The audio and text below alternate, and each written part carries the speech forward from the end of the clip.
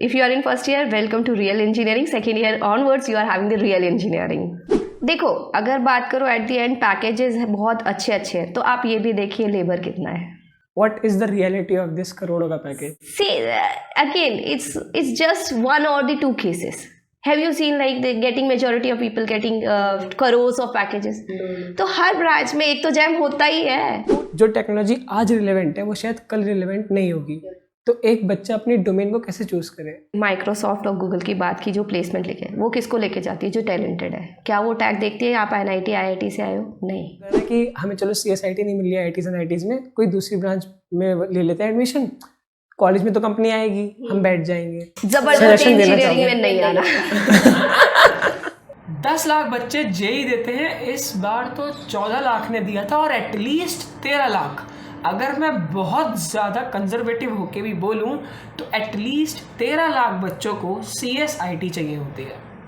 इन 13 लाख में से मैक्सिमम वो होते हैं जिन्होंने 11th-12th में कंप्यूटर पढ़ी भी नहीं होती है, कोडिंग एक बार भी अभी तक करी नहीं है, लेकिन चाहिए CSIT. वजह बहुत सारी हैं. कहीं ना कहीं से सुना है कि पैकेज बहुत अच्छा होता है, किसी से कुछ सुना है, पीयर प्रेशर है, बहुत सारी वजह. एक लेवल पे वो सारी बातें एकदम सही हैं, लेकिन हर चीज़ की दो साइड होती है, पॉजिटिव भी नेगेटिव भी. And today in this third episode of professors interview series we have Nisha ma'am with us, जहाँ पे हम जानेंगे CSIT अगर आप परस्यू कर रहे हो तो आप कैसे उसमें अच्छा कर सकते हो और CSIT के अपने चैलेंजेस क्या हैं. तो मैं अब ज़्यादा टाइम नहीं लूँगा, डायरेक्टली जंप करते हैं इंटरव्यू पे. We have with us Nisha ma'am, faculty of IT. First of all, thank you ma'am for accepting the invitation.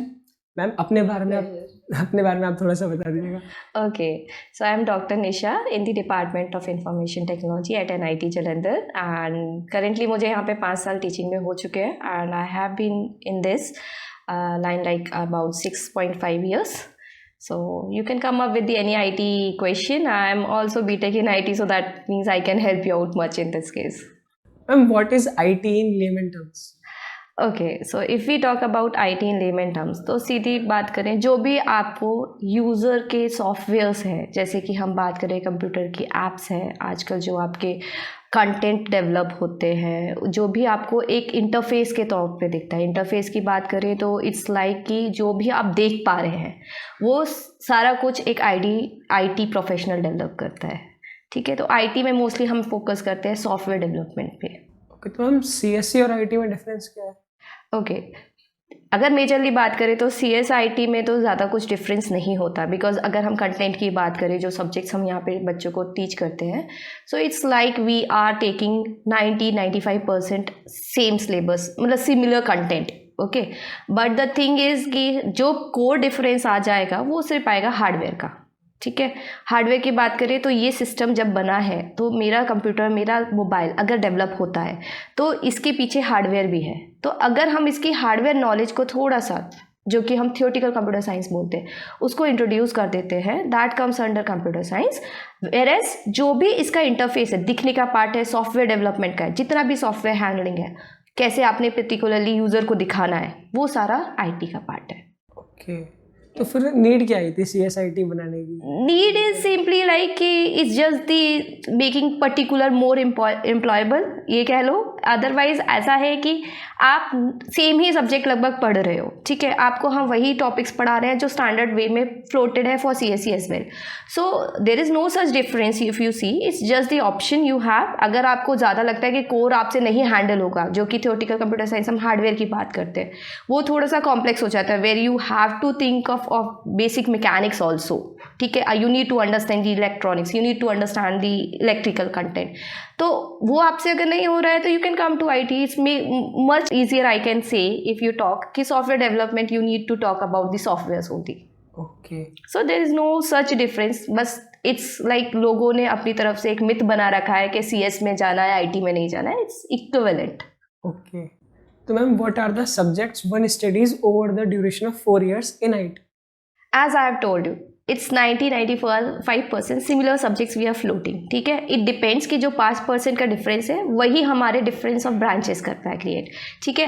And ये फ्लेक्सिबिलिटी होती है हम अपने बच्चों को कैसे प्लेस करना चाहते हैं, ठीक है। कंपनीज़ की नीड होती है, विद टाइम हमारी कंपनीज स्विच करती है इन दी डोमेन्स, ठीक है, with their requirements. So we need to just make sure कि जो स्टूडेंट हमारे से पास आउट होगा उसको हम इस तरीके से ट्रेन करें कि they are actually getting placed.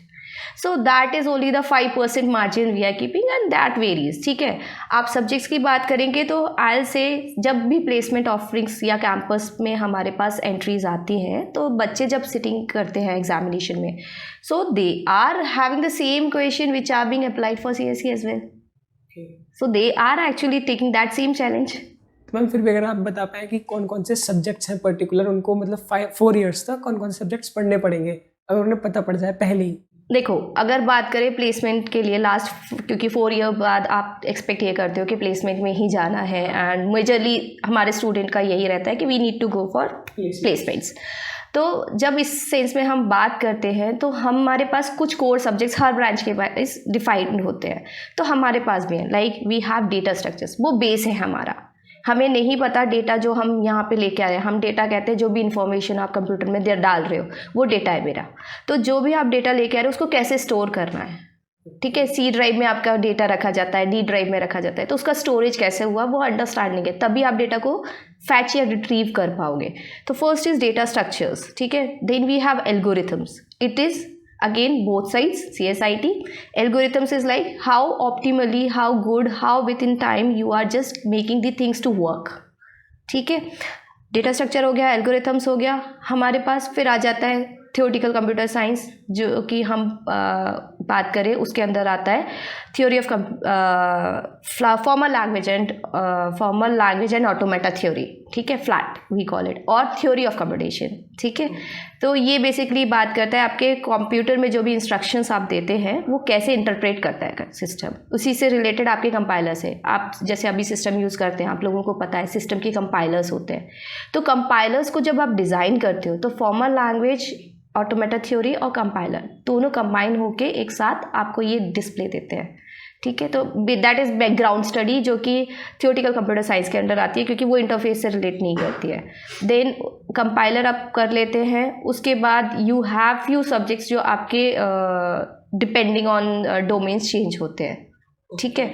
So it's with time अभी हम जैसे पढ़ा रहे हैं बच्चों को AIML है, तो AIML we are teaching them within their 4 years course time so that they are acquainted to the new technologies as well that way. Okay.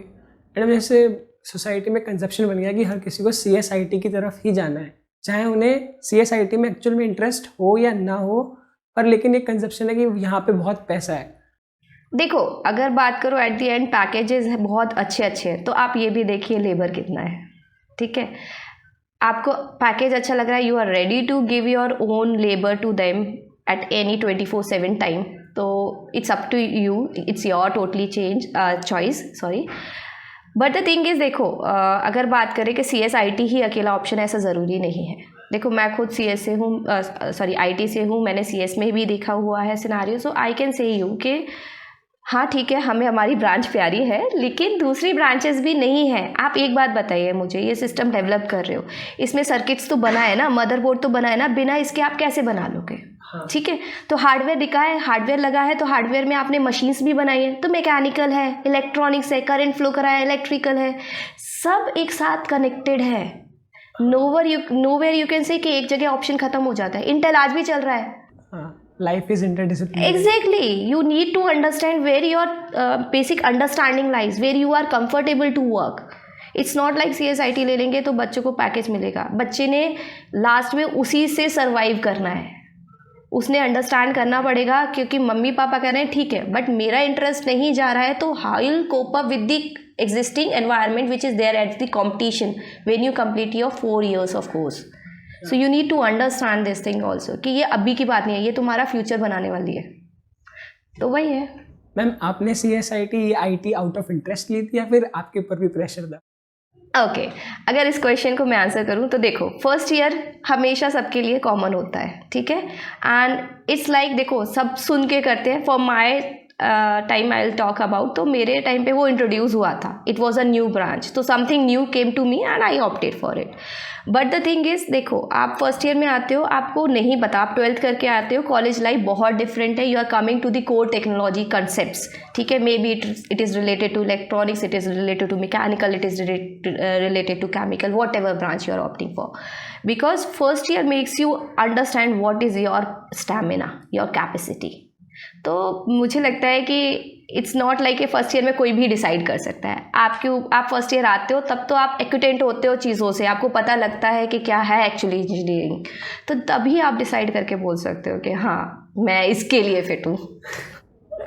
मतलब फर्स्ट ईयर में किसी बच्चे को मालूम ही नहीं होता. एग्जैक्टली, फर्स्ट ईयर में किसी को नहीं पता लगेगा, आप पैम्पर्ड बच्चे होते हो, आपको समझ में आता है कि भाई इंजीनियरिंग में ये चीज़ है. हम तो अभी तक सिर्फ इक्विपमेंट्स यूज़ कर रहे हैं, डिवाइसेस यूज़ कर रहे हैं, बट मैन्युफैक्चरिंग, उसकी कंपाइलेशन, उसका जो असेंबली है, वो सारी अब आपने लर्न करनी है, तो आपका इंटरेस्ट है. तो मैम फर्स्ट ईयर में तो हर ब्रांच सेम ही कोर्स पड़ती है, तो मतलब एक बच्चा कैसे समझ पाएगा कि वो इस ब्रांच में सूटेबल है कि नहीं है?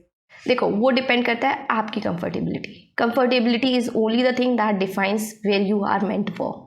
ठीक है, आप जब आते हो तो जैसे आपको टीचर इंट्रोडक्टरी कोर्सेज पढ़ाते हैं, तो आपको तभी समझ में आना चाहिए कि मुझे चीज़ें इसमें आगे समझने आएगी या नहीं आएगी, क्योंकि आप पढ़ रहे हो. जैसे हम बात करें CSIT की, तो हमें जब फर्स्ट ईयर में प्रोग्रामिंग पढ़ाया जाएगा, तो टीचर आपसे डिमांड करेगा, जब प्रोग्रामिंग सिखा रहा है तो आपकी लॉजिकल रीजनिंग अच्छी हो, तो आपको लॉजिक्स बनाने आ रहे हैं, वही चीज़ आपने यहाँ सिस्टम को समझाने, कोड करने हैं, व्हाट वी कॉल.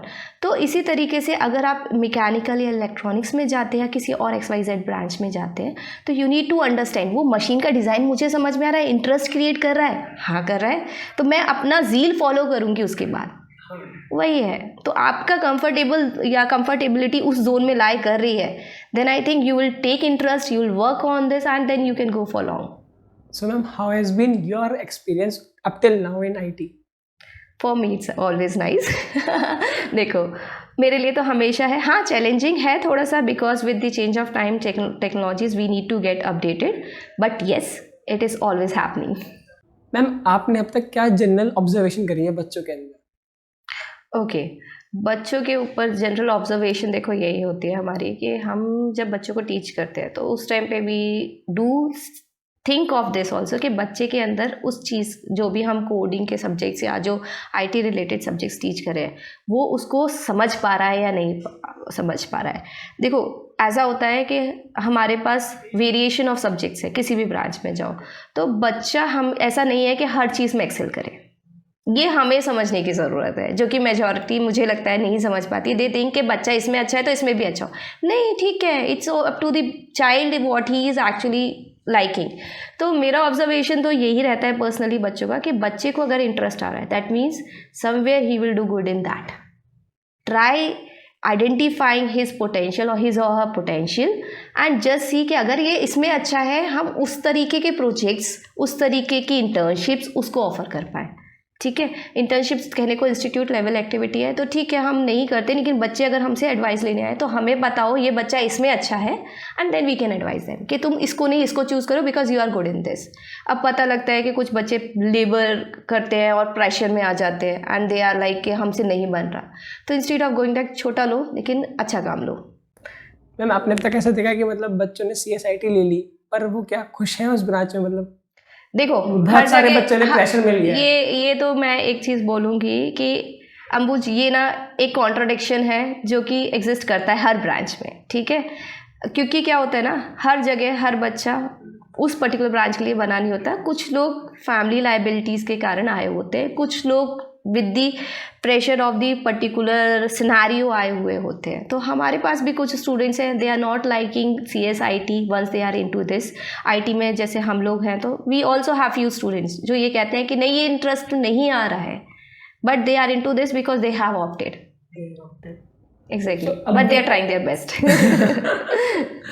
तो मैम जैसे अब रिसेशन आ गया, कह रहे हैं कि CSIT सबसे ज़्यादा इम्पैक्ट हुई है और AI is one of the reason, ऐसा बोला जा रहा है. See, we cannot directly come to this conclusion right now because the thing is कि अभी AI इतने लेवल तक डेवलप ही नहीं हुआ है जो आप इतना ज़्यादा मतलब इंडियन लेवल पे एटलीस्ट आई विल से कि आप इतना ज़्यादा उससे फोबिक फील कर रहे हो, ठीक है, क्योंकि इट्स नॉट लाइक कि एआई से ये सारी चीज़ें हुई है। देखो उनके पास मैन पावर की रिक्वायरमेंट अभी भी है, बात बस वहाँ आ जाती है वेयर इट कम्स लाइक कि कितना आपका कंपनी ने पर्टिकुलरली 1 साल में 2 साल में एम्प्लॉयबिलिटी ऑप्शंस या अपॉर्चुनिटीज़ प्रोवाइड किए।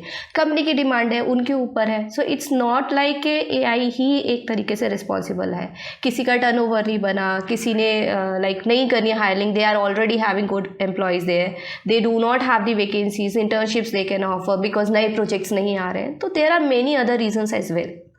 एंड रिसेशन आया है तो recession is just because they are not getting that kind of turnover, that is recession. तो we can not blame just AI to this.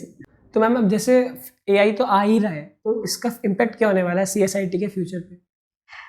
देखो अगर मैं बोलूँ तो आई डोंट नो कि दूसरों का कैसा है, लेकिन हाँ एक आईटी प्रोफेशनल जो कि एआई से एक्यूटेंट है या थोड़ा बहुत नॉलेज रखता है उसको इतना क्लियर इंडिकेशन है कि ह्यूमन ब्रेन और एक एआई दोनों कभी भी सेम प्लेटफॉर्म पे नहीं आ पाएंगे। जो हमारे पास इंटेलिजेंस है, हमारे पास अनसर्टेनिटी टर्म बोलते हैं कि किसी भी सिचुएशन में हम कैसे भी बिहेव कर सकते हैं डिपेंडिंग ऑन हमारा पास्ट एक्सपीरियंस कैसा है। मशीन कोडेड है, आपने जो कहा नियम लिख दिए, रूल्स लिख दिए, वही फॉलो कर रही है। हर एक सिनेरियो पे वो रूल फॉलो हो नहीं ज़रूरी।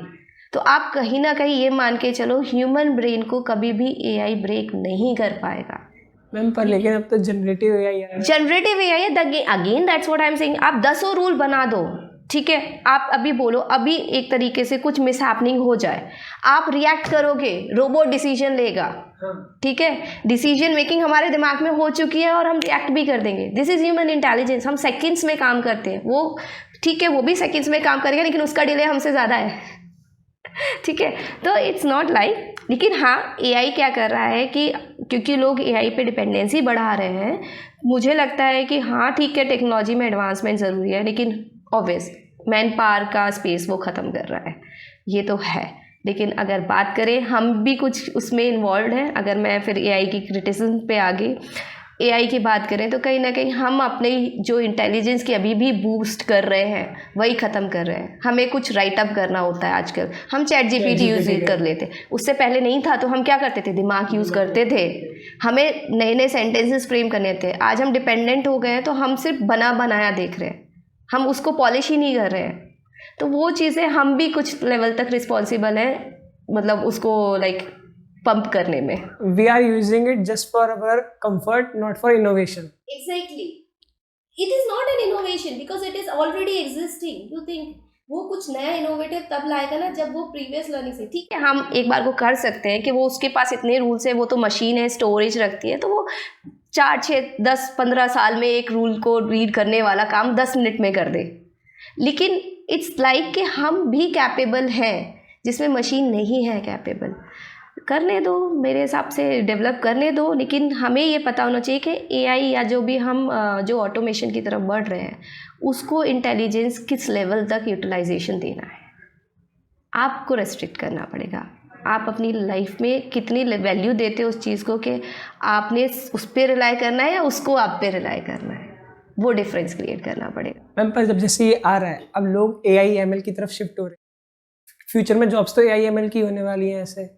देखो नहीं, मुझे नहीं लगता। अब ठीक है मैं मानती हूँ और एआई एमएल ऑटोमेशन ला रहा है, ठीक है, ऑटोमेशन की नीड है, लेकिन क्या जो ऑटोमेशन आप फ्रेम कर रहे हो उसको बनाने वाले ख़त्म हो जाएंगे? जिस एप्लीकेशन पे ऑटोमेशन ला रहे हो उसको बनाने वाले ख़त्म हो जाएंगे? जिस डिवाइस पे लेके आ रहे हो उसको बनाने वाले ख़त्म हो जाएंगे? नहीं, वो एग्जिस्ट करेंगे, आपको उनको भी ध्यान देना पड़ेगा।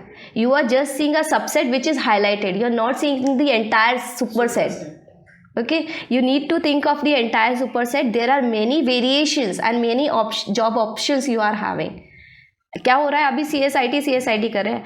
आपको बात, अगर आप इतना जानते हो तो मैं इतना बता सकती हूँ आपको कि AI ML आप एप्लीकेशन पे ही तो डाल रहे हो। एप्लीकेशन डिवाइस पे है, डिवाइस के ऊपर कितने ही चेंजेस ला सकते हो। मिनिएचर आर्किटेक्चर पे हम बढ़ रहे हैं, लेके आ सकते हैं, हमारे पास अभी भी इंटेलिजेंस है, अपना इंटेलिजेंस यूज़ करें। तो after entering into CSIT, what job opportunities open? Okay, if we talk about this, so I can say what it's like. You can go for your research activities, you can go for your IT industries, you can go for some jobs where IT professionals are required. ठीक है, अब आप देखोगे CS में लोग पढ़ते हैं, लेकिन CS में जब जॉब अपॉर्चुनिटी की बात करते हैं तो हम उन्हें बोलते हैं IT प्रोफेशनल्स. ठीक है, तो आप इसी से एक मतलब मुझे नहीं लगता है कि आप इसी से डिसहार्टेड हो जाओ कि मेरी ब्रांच आईटी है. अरे ये भी सोचो, futuristic you would be called, whether you are coming from CSE IT, you would be called IT professional. ठीक है, तो अगर जॉब की बात करें, coming back to the question, तो हर तरीके से जहाँ पे भी ऑटोमेशन लग रहा है, जहाँ पे भी एप्लीकेशन डेवलपमेंट है, जहाँ पे भी सॉफ्टवेयर डेवलपमेंट की बात हो रही है, everywhere you have the job opportunity. Research में भी है, क्योंकि रिसर्च में कहीं ना कहीं जो नए डिवाइसेस बना रहे हैं उनको हम ऑटोमेट करने की कोशिश करते हैं. तो AI/ML की बात करें, उसके बेसिस पे अगर जाते हैं तो we have the job options.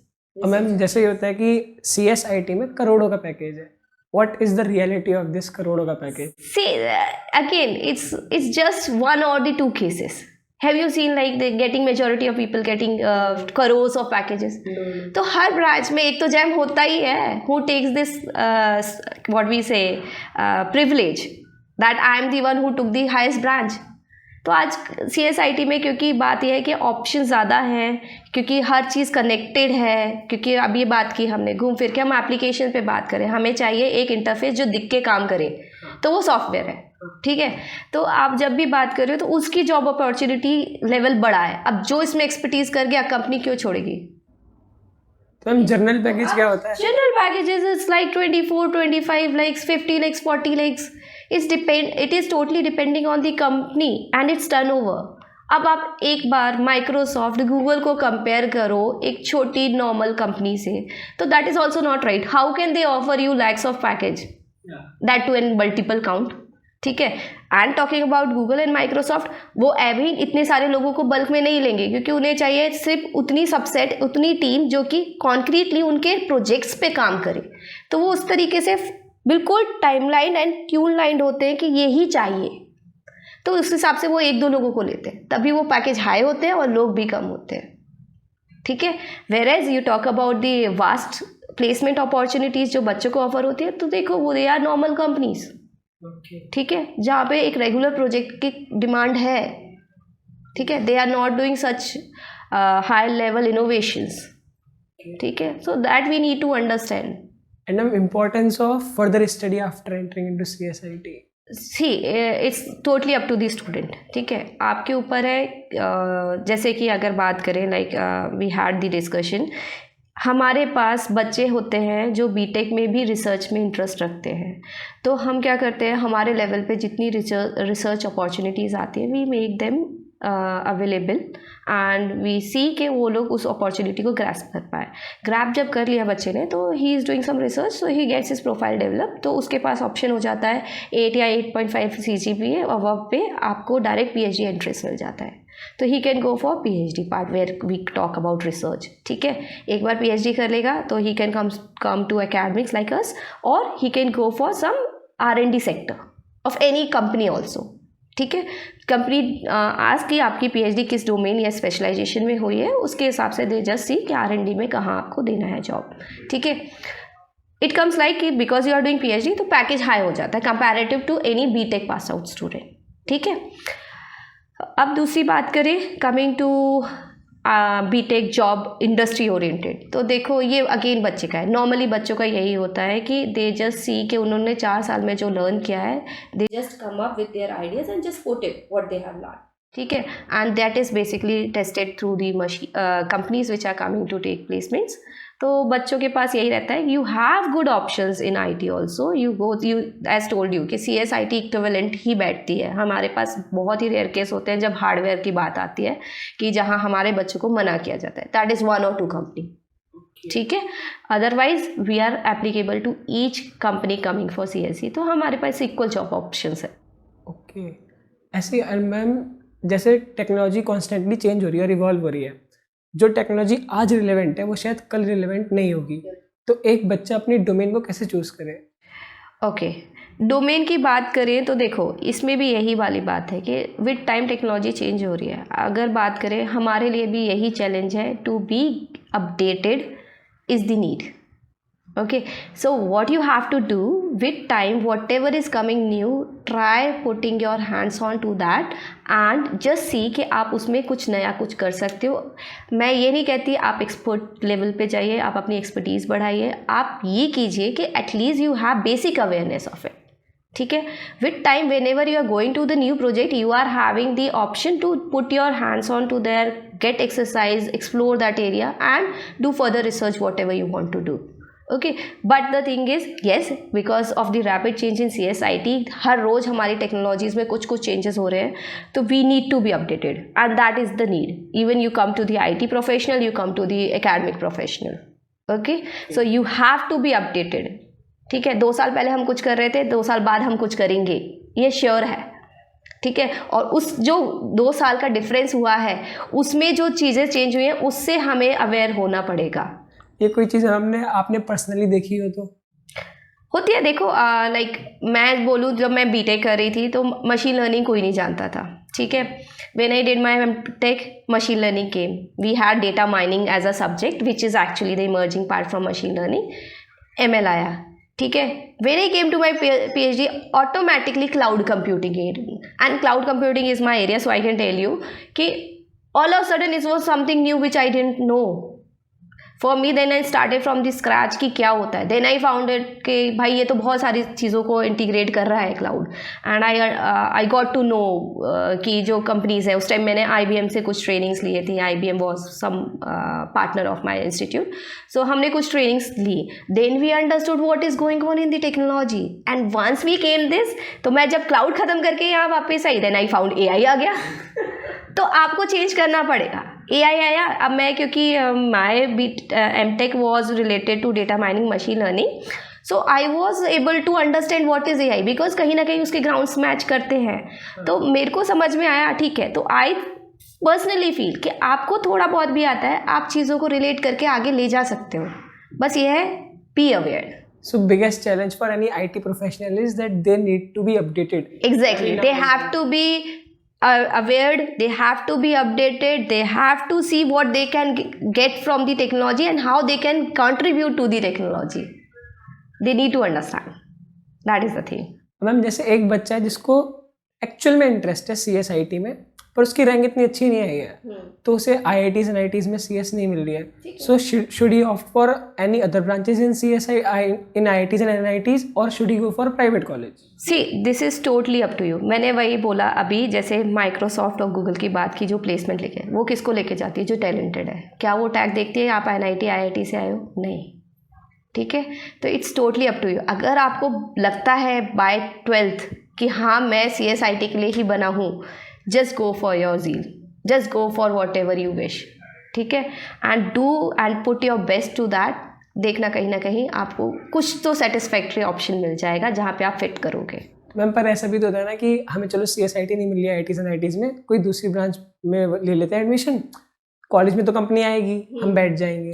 फिर उसके लिए आप देखो गवर्नमेंट ने भी इस चीज़ में अगर बात करें, अच्छा ऑप्शन खुला हुआ है माइनर डिग्री, आप लोग भी देख रहे हो. ठीक है, दैट टाइम यू कैन गो. आपको पैशन फॉलो करना है ना, आप एक ऑल्टरनेटिव ब्रांच जो कि रिलेट करती है CSIT को, क्योंकि CSIT को आप as a minor degree interchangeably नहीं लेते हो, क्योंकि वही है, मैंने अभी बता दिया डिफरेंस नहीं है, इसलिए नहीं अलाउ करते हैं.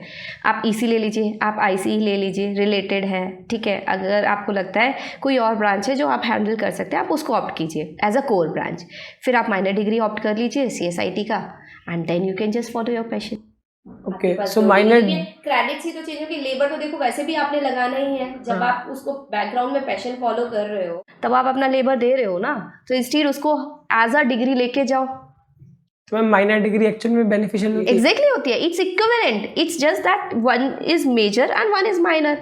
इसको ज़्यादा वेटेज है, इसको कम है, लेकिन ख़त्म कोई नहीं है ना. It is 100% counted, it is 99% counted. ठीक है, जहाँ पे आपको आपकी जो कोर डिसिप्लिन से आपने BTech की है, आपको वहाँ पे अप्लाई करना है, ये अप्लाई करो मेजर. और जब आपको CSIT जाना है, आपने माइनर डिग्री में अगर CSIT लिया है तो इससे अप्लाई करो. You are allowed in both platforms. आपके पास ऑप्शन बढ़ गए ना इंस्टीड. और मैम, अब जैसे एक बच्चा है जिसको भी कंफ्यूज है 12th के बाद, किसी समझ नहीं आ रहा कि करना क्या है, अब उससे लोग बोल रहे हैं यार CSIT कर लो, तो उसे क्या करना चाहिए? उसकी रैंक अच्छी है जो भी है, उसको सीधा चीज़ है, पहली चीज़ तो देखो इंजीनियरिंग के लिए हमें चाहिए मैथ्स। उसने 12th में अगर मैथ्स की अंडरस्टैंडिंग रखी है, मैं मार्क्स की बात नहीं करती, स्कोर्स की बात नहीं, आपकी अंडरस्टैंडिंग अच्छी है, मैथ्स में इंटरेस्ट आता है, मैथ्स आप कर पाते हो, just go for engineering first thing, ठीक है। अगर कोई लगता है डायरेक्टिव अगर जाना है तो। सेकेंडरी, जब आप मैथ्स में कर पाते हो देन यू डिसाइड कि मैथ्स में किस लेवल पे, हर चीज़ का अपना अपना बेसिक आ जाएगा। जब आप इंजीनियरिंग में आए हो, CSIT आप ये याद रखो, CSIT में आना है तो आपकी लॉजिकल थिंकिंग काफ़ी अच्छी नहीं, लॉजिक्स बनाना बहुत इंपॉर्टेंट है, क्योंकि कंप्यूटर वही कर रहा है कि आप उसको कुछ इनपुट दे रहे हो और वो आउटपुट दे रहा है, ठीक है। तो आपने कुछ उसको फीड किया है कि ऐसा ऐसा हो तो ये करो, तो हम जो लॉजिक्स दे रहे हैं उस पर वो आउटपुट जनरेट कर रहा है। अगर लॉजिकल बिल्डिंग आपको आती है तो आप, मैं कहूँगी बिल्कुल ऑप्ट करो, ठीक है। इमेजिनेशन आती है, ऑप्ट करो, क्योंकि मशीन में आपको नहीं दिखेगा, ठीक है। आप सॉफ्टवेयर बना रहे हो, आपको कोड्स दिखेंगे, ठीक है, आपको आउटपुट में एक वैल्यू दिखेगी, आप जैसे कोड किए हो फर्स्ट ईयर में, आपको पता है ना, वैल्यू दिखेगी। तो इमेजिनरी पार्ट चल रहा है, ठीक है। रियलिस्टिक पार्ट आपका आएगा जब आप रन करोगे, उसका UI बनाओगे, ठीक है। वो विद टाइम सीखोगे, क्योंकि अब भी पूरा साल है, 4 साल में आपको सब कुछ सीखना है। तो हम फर्स्ट ईयर में सिर्फ आपको बेसिक सिखा सकते हैं, जिससे कि कोई आपको छोटे से कंप्यूटेशन लॉजिकल एक्सप्रेशंस बनाने की बोलता है तो आप कोड कर पाए, ठीक है। तो ऐसे बच्चे CSIT आ सकते हैं। इसी तरीके से हर ब्रांच का है। आप डिज़ाइनिंग में अच्छे हो, गो फॉर मशीनरी। आपको लगता है मैं मशीन डिज़ाइन अच्छे से कर लेता हूँ, मुझे मशीन समझ में आती है, फ्लो समझ में आता है, गो फॉर दैट। और ma'am, which type of students should not choose CSIT? Again, those who are not able to do the logical reasoning well, I'll say you'll find difficulty in doing engineering in CSIT. That's it I can say. It's totally your interest. तुम्हें लगता है नहीं मैं wait time कर लूँगा, तो ये तुम्हारे अंदर होना चाहिए। अगर तुमने अपने अंदर ये ज़ील रखा है, you have the spirit of doing this, then you can come to CSIT. It's not like कि बच्चे पे डिपेंडेंट होता है कुछ भी ब्रांच, ठीक है। बच्चे के इंटरेस्ट पे डिपेंडेंट है। आपको लगता है कर लोगे तो बिल्कुल आओ। And ma'am, what advice would you give to a person who is choosing CSIT and now he is just entering into first year? तो अगले 4 साल के लिए आप क्या एडवाइस देना चाह रहे हैं? ओके, पहली चीज़, if you are in first year, welcome to real engineering. Second year onwards you are having the real engineering, ठीक है। एंड द थिंग इज़, आप अगर CSIT में आ रहे हो तो CSIT में आने के लिए यू नीड टू अंडरस्टैंड बहुत सी चीज़ें आपने जो नहीं देखी, नई कॉन्सेप्ट्स, नई टर्मिनोलॉजीज़, वो आपको इंट्रोड्यूस की जाएंगी, ठीक है। तो आपको एक तो प्रेशर लेना आना चाहिए, थोड़ा सा प्रेशर लगेगा बिकॉज आप बिल्कुल नई चीज़ों से टच होगे।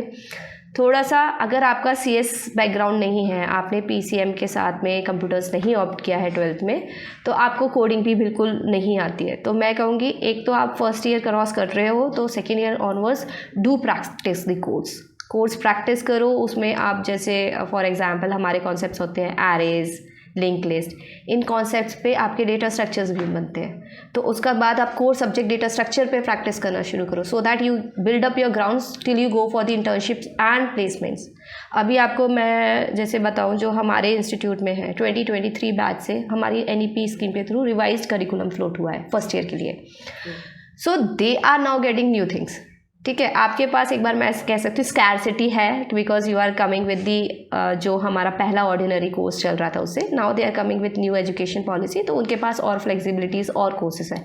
हाँ, लेकिन प्रेशर भी बहुत है, क्योंकि कोर हमें पढ़ाना है आपको, तो आपको कोर पढ़ने के लिए अपनी स्ट्रेंथ लगानी पड़ेगी।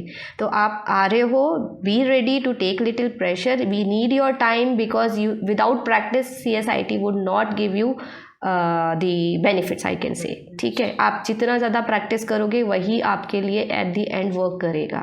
तो आप कोडिंग प्रैक्टिस करो, आप डेटा स्ट्रक्चर प्रैक्टिस करो, कोर सब्जेक्ट्स जैसे आपको टीचर पढ़ाता जाएगा, एल्गोरिथम्स आएगा, तो हम हैं बताने के लिए व्हाट इज़ दिस, है ना, हम हैं बताने को फॉर्मल लैंग्वेज क्या होती है, लेकिन वो अंडरस्टैंडिंग है। जैसे फॉर्मल लैंग्वेज, क्योंकि थ्योरेटिकल कंप्यूटर साइंस है, मैथ्स बहुत लगता है, ठीक है। और आपको 2 साल में, मतलब नॉर्मली अभी जो चलता है fourth semester we teach it, तो बच्चे के पास वो हो जाता है कि उसने मैथ्स पढ़ा था 12th में, अब 2 साल बाद एकदम से उसे मैथ्स आ रहा है, तो आपको बेसिक कंसेप्ट के लिए फिर से बैठना पड़ेगा।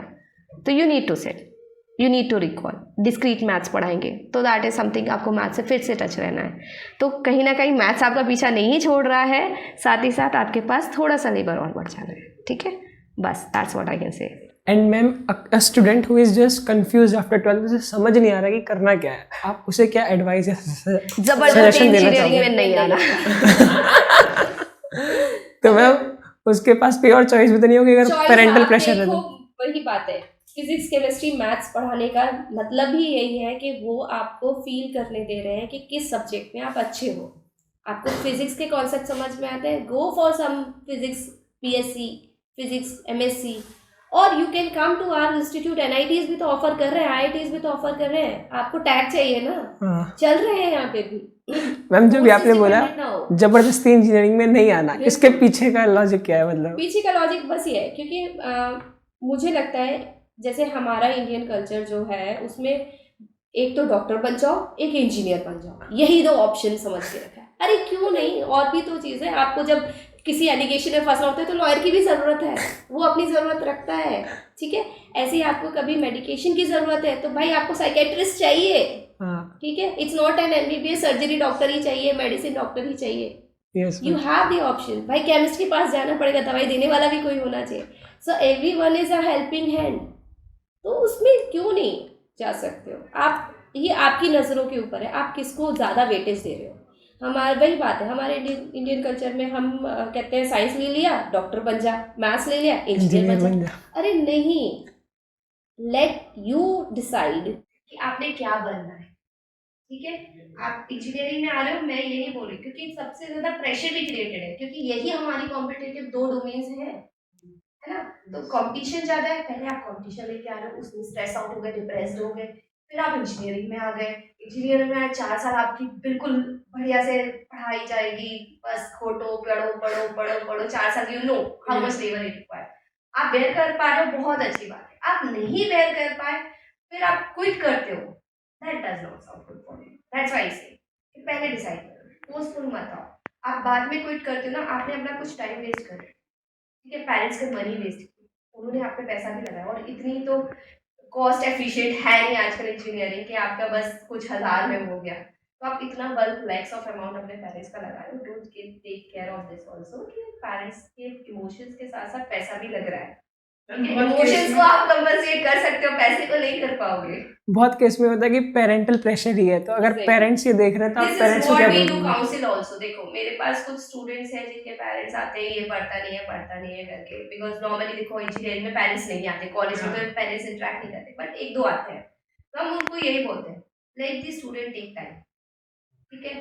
फेल हो रहा है तो ये नहीं होता है फेल हो गया फेल हो गया फेल हो गया, अरे ठीक है नहीं हुआ, मुझे जरूरी नहीं ना एक बार में सारी चीज समझ में आ जाए, मुझे टाइम लग सकता है, इट्स अप टू मी, ठीक है। और मैं फिर उसको देखो, अरे ये फेलियर स्टूडेंट है, ये मेरी गलती है, मुझे नहीं देखना है भाई, उसकी सिचुएशन मुझे अंडरस्टैंड करनी पड़ेगी क्यों है वो ऐसा, ठीक है।